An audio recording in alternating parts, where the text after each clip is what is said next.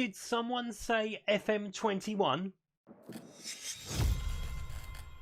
Hello everyone, I'm FMZ and welcome to a brand new series to the channel. Welcome to FM21 and RB Leipzig for the European Roadtrip. Don't forget, if you enjoy this content, please leave a like on the video, subscribe to the channel if you haven't done so already, click the notification bell to know when a new video goes up on the channel, and don't forget to leave me a comment as well. Let's dive right in, shall we? So here we are with RB Leipzig, founded in the year 2009. They play at the Red Bull Arena, which has a capacity of 42,558. But their rise from the lower leagues has been a controversial one, it has to be said, but it has been a meteoric rise since 2009. Gaining promotion to the Bundesliga in 15-16, as you can see there, and they've been pretty consistent throughout their time in the Bundesliga. But obviously our main objective here is to try and topple the might of Bayern Munich, so that is what we are going to try and do.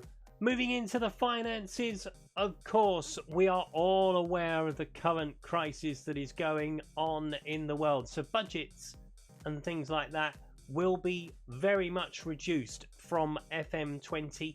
So we've got a transfer budget of £18 million. That's enough to get us started, I think. With the squad that we have, and we'll take a look at that shortly, we are more than ready to take the fight to the big two in Germany. Wage budget of 1.3 million. We're currently spending just underneath that, so there's not a lot of wiggle room in the wage budget. I don't mind that, to be honest. The club vision as well, so play high tempo pressing football, I can do that. Play attacking football, I love to do that. Don't sign players over the age of 28. Leipzig have a very stringent policy about bringing players in, getting them up to speed, if you like, and then selling them on to other clubs, so no problem with that at all. Sign players under 21 for the first team. We have a player in mind for that, actually. Work within a wage budget, fair enough, that's in the 5-year plan. So the current season, we want to be competitive in the Champions League, which obviously we are in from the group stage, so that's good. Qualify for the Champions League through the Bundesliga, I'm hoping to do a little bit more than that. And the DFB Pokal, which is the German Cup essentially, is to reach the semi-final stage. They don't expect us to win the title in the first 5 years, you can see there. So, no pressure. And it really is no pressure. But the thing that drew me to Leipzig the most is the squad itself. It is a very, very good squad. It was the reason why we didn't go for Borussia Dortmund. I thought Borussia Dortmund was a little bit too powerful. Whereas these guys, they're a good squad. They haven't really achieved anything as a group. Obviously, they have lost Timo Werner in the summer. He has gone to Chelsea. They have replaced him with a couple of players. So we'll take a look at a few of the players that are going to be the standout ones for us, particularly in the first season. And we start at the heart of defence with Daliot Umpano, French international, under 21s. Worth noting straight off the bat that he's out of contract at the end of the season, so we need to get him tied down to a new deal ASAP, because there are going to be clubs sniffing around this guy right from the word go. Pace of 18, strength of 17, tackling of 17, marking of 16. He has all the attributes to be a great centre half, and you know, we're going to have to tie him down to a new deal. Most certainly, I cannot afford to lose one of my prize assets early on. Moving into midfield, and we move to Tyler Adams, American international. Now, as you can see from his career stats, he has spent some time in New York. Obviously, you all know about the Red Bull franchise. They have a lot of clubs around the world that they farm players out to develop them before moving them into the bigger sides like Leipzig are. So Tyler Adams has gone through that route. A box-to-box midfield player. He's all right on paper, looks fairly decent. Looking forward to seeing what he can do. And again, another player that is very, very young. This squad is very, very young. And again, it was one of the things that attracted me to Leipzig, bringing players through. It's not something I normally do. I normally get players who are already developed and use them. So it's a different dynamic for me this year, and I'm hoping it all works out.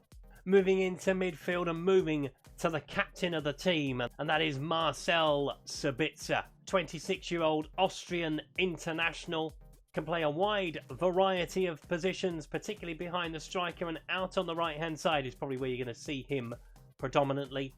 He's already considering whether he should be looking to move to a bigger club. Fantastic. Great start. Stamina of 17, natural fitness of 17, aggression of 18, work rate of 17 as well. If I can keep him on side, which is obviously your plan with the captain, he is going to be the talisman that will drive this team forward, hopefully to bigger and brighter things. Another player that has been with Leipzig an awful long time is Emil Forsberg, one of the originals from the Leipzig lineup. 28-year-old Swedish international. Again, statistically, very good across the board. 3.5-star player. Can play on that left-hand side of the attacking three, which we might play. We'll have a look at the formation a bit later on so we can kind of work out what we might do going forward. Dribbling of 16, balance of 16 are the two standout ones for Emil, and I'm hoping to use his experience with the club to get him on side, much like Sabitzer, and keep everybody happy. Now we're moving into the department where we look at the players who replaced Timo Werner, and we start with Hugh Hee-chan. Goodness gracious me, I hope I've said that right. 24-year-old South Korean international, 32 caps for South Korea, which is quite good at the age of 24. Obviously, finishing is going to be the main thing for him. 13, not bad. Aggression of 16, acceleration of 17. He's got a lot of pace about him, which I like. We might look to play two up top again. As I said, we'll have a look at the formation shortly. But yeah, as a player coming in to replace Timo Werner, there's going to be a lot of pressure on his shoulders, but I'm sure he's up to the task. As I'm sure is Alexander Sorloth, who has been brought into the club, a target man. I'm not really a fan of target men, but I suppose if we're going to play two up top, which is the option with Chan and Sorloth together, then it's little and large, isn't it? 6'4" plays 5'10". It's a perfect combination of players. Finishing of 16, strength of 16, balance and jumping reach of 16. It never quite worked out at Crystal Palace for him, bless him. I'm really hoping it's going to work out here. So we move on to something very important now, and that is the tactics, tiki-takis. So, what do we have the option to choose from? So, choosing a tactical style, control possession, gen press, or fluid counter-attack. They're the ones that they suggest we should probably take a look at. I'm tempted to have a look at gen press, to be honest. So let's have a look at that one first of all. Playing in the positive mentality, like it. Pass into space, play out from defence, we might change that. Short goal kicks, high line of engagement, press, I like that. Choosing a formation, so it's suggesting 4-3-3, or 4-2-3-1, or 4-4-2 with a narrow diamond. Let's have a look at 4-2-3-1. It's generally what we play, to be honest, when we're playing Football Manager. It's a style that I'm fairly used to, so that's good that it works. So yeah, we'll have a bit of a tinker around with that, but that's probably what we're going to start with, 4-2-3-1 with the wide players.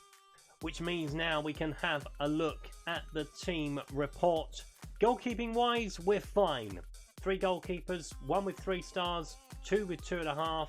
Don't really need to tinker with that first of all. 5 right backs, all of fairly decent standard. We might have a look at another one potentially. That's certainly an area of the park where I might look to bring someone in. Centre half, we're probably alright. Left back, we're probably alright. Moving into midfield, so we've got 11 options in the central midfield area. 12 options on the right hand side, 8 down the middle, 12 on the left, 7 up top. So plenty of options there to choose from. There is someone, as I mentioned, I've got my eye on as to who we might look to bring in. We'll take a look at him in a short while. Moving in to the staffing roles, so we've got a couple of spare spaces in the coaching department. We'll look to fill those in the next couple of weeks. Got a lot of space in the recruiting department. We need another recruitment analyst or 2. That's the new role that's been added for FM21. Need a loan manager if we're going to loan players out. Need a head physio. We haven't got a head physio, which is bonkers. And a sports scientist as well is something that we haven't got. Comparing our stats in terms of the coaching and everything, we're fairly high. It's not too bad. Could be better, could be worse, and I'll take that. And this is the man I have my eye on right from the start, and that is David Brooks at Bournemouth. Playing championship football now, obviously, with Bournemouth's relegation last season. Statistically, looking at those, he could be a really good addition to this squad going forward. So in fact, we are going to scout him. We are going to try to look to bring him in. He's wanted by a couple of other clubs. He's wanted by Southampton. So we have a bit of competition there, but I think we can beat Southampton to the punch. So let's take a look closer at the Bundesliga for the coming season. Obviously, Bayern Munich are going to be the favourites. They've won it 8 times in a row. 8-11. They are odds on to claim this title. Borussia Dortmund are at 7-2. Then come Hertha Berlin at 16-1.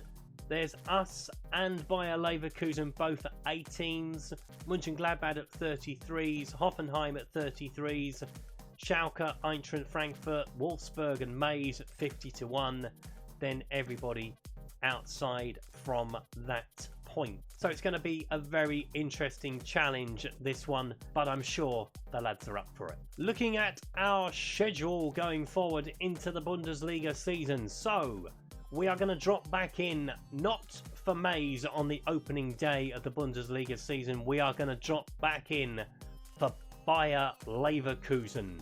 Obviously, they were at the same odds that we were earlier on in terms of whether they can challenge for the title this year. So that's a good starting point for us. So we'll take on Ingolstadt and Mainz, and we'll look at those before we move on to the match with Bayer Leverkusen. And there we go. That is RB Leipzig. We are ready to go, folks. Obviously, we've got a couple of things to sort out right from the bat. Chino is one that we really need to sort out.